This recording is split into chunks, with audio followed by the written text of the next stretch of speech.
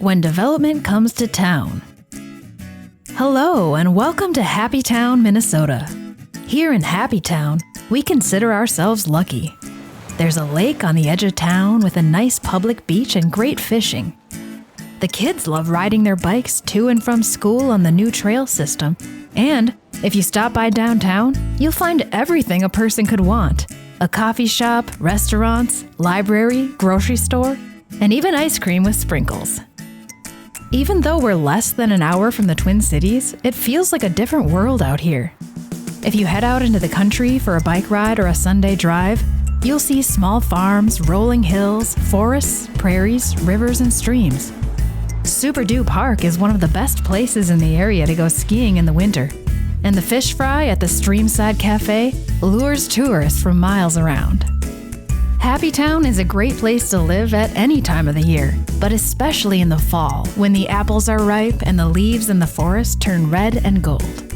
We see a lot of ducks, geese, and sandhill cranes flying overhead at that time of year, and there are always a few people out trying their luck in the early morning mist.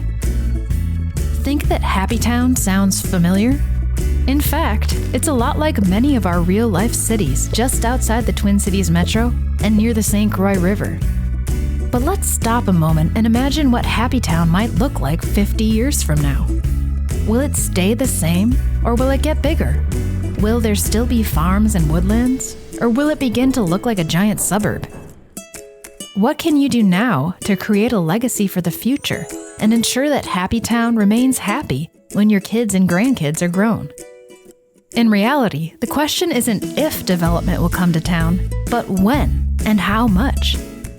Currently, Washington and Anoka counties are two of the top 10 fastest growing counties in the state, and Isanti is close behind at number 11. There was a 28% increase in property values in northern Washington County just in 2022, and the cities of Lake Elmo, Lindstrom, Cambridge, and Stillwater are among the hottest housing markets in the state. Growth helps to support local businesses, fund public services, and keep our communities vibrant. But all those houses have to go somewhere. Which future do you want to see? There is a big difference between being anti-development and being pro-mindful development that protects natural resources and maintains a sense of community. Let's return to Happy Town and consider a few scenarios. Currently, Happy Town has a main street with shops and restaurants, a neighborhood with houses, a lake and stream, and farms and natural areas out in the country. Now let's pretend there are new people moving to town and we need to add 10 new units of housing. We could do that in a few different ways. Option 1. We could build an apartment building on the main street with 10 units. That would help to keep our central business district vibrant, allow people who live there to walk to the library and downtown businesses, and provide affordable housing for young families and seniors. But what if the people moving to Happy Town want to live in houses instead of apartments? Option 2. Many communities will try to protect rural character by establishing 5 to 10 acre lot minimums for new development. Let's take a look at what that would look like. If we divide the available land into 5 acre lots and build 10 homes, you can see that it very quickly uses up all of our available space. We end up developing all the way around the lake, and once you add in all of the driveways and access roads, there is a lot of habitat fragmentation and impervious surfaces that don't allow water to infiltrate the soil. This approach to development is expensive to maintain, puts a strain on emergency services, and usually leads to higher taxes in the future. Let's try something different. Option 3. If we take these same 10 homes and cluster them together down here, every home would get a 1 acre lot, which is still a really big yard. Then, we can take 40 acres of surrounding land and place it into a permanent conservation easement so that it can't be developed. This approach protects wildlife habitat, creates outdoor recreation opportunities, and maintains the open space and natural aesthetic that people here enjoy. Now we can take this one step further. Option 3B. Let's say we create a cluster development, but we take these 2 homes and subdivide them into fourplexes. This would create 8 rental units, 8 single-family homes, and 40 acres of protected habitat. As community leaders, you set the vision for your community's future. But the time to act is now, before you're inundated with development proposals. Once it's built, there is no going back. Here are a few questions to help guide you in your planning. Where do you want development to happen? Think about your city, township, or county on a large scale. Where do you want to concentrate new development, and where would you rather preserve farmland and natural areas? If you haven't already, conduct a natural resources inventory to identify high-quality lakes, streams, and habitat that you want to protect as you grow. Establishing large lot size minimums, greater than 20 acres, outside of the city center and highway corridors, is one strategy to preserve open space and concentrate development.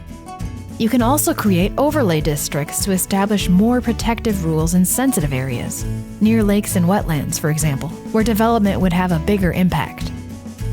Think big picture when it comes to natural resources, and consider how your community can help to create connected habitat corridors.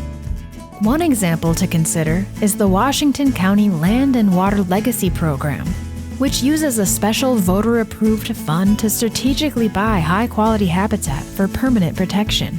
Your county could use a similar approach to support permanent land protection. What do people want and need?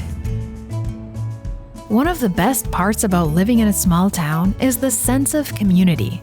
To make sure young adults, families, and seniors can all find places to live and stay connected, it's important to maintain a range of housing types and prices in Happy Town. Trends also show that people are looking for more than just location when it comes to the place they live. People want walkable communities with local shops, restaurants, and parks nearby. Having easy access to state and regional parks, trails, and other recreational opportunities is a big draw as well. Neighborhoods that include a mix of rentals, single-family homes, single-level homes, and small businesses allow people of all ages to live together in the same neighborhood and help to promote a better sense of community. Model ordinances to help you plan for the future. One concrete action your community can take today is to review and update your ordinances to minimize the environmental impacts of future development. These ordinances can also be helpful in cases of redevelopment where older buildings and infrastructure are replaced with new proposed projects. Healthy shorelines equal healthy lakes and rivers.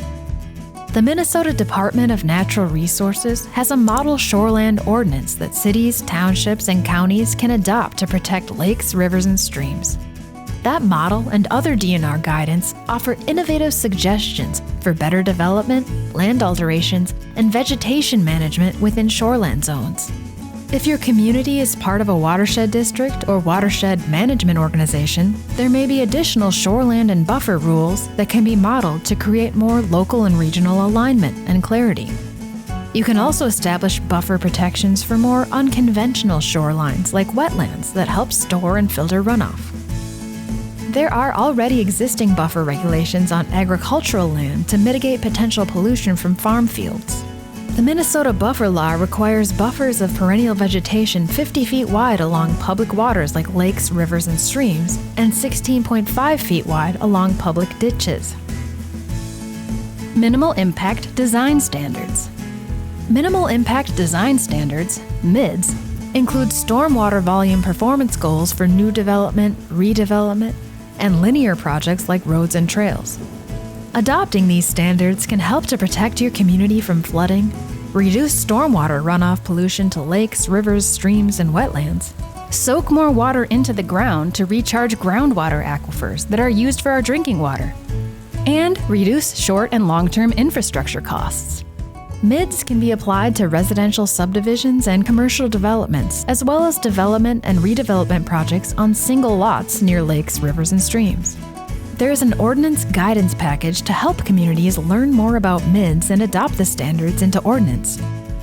In the Lower St. Croix watershed, there is also funding support to help your community to review and update its ordinances.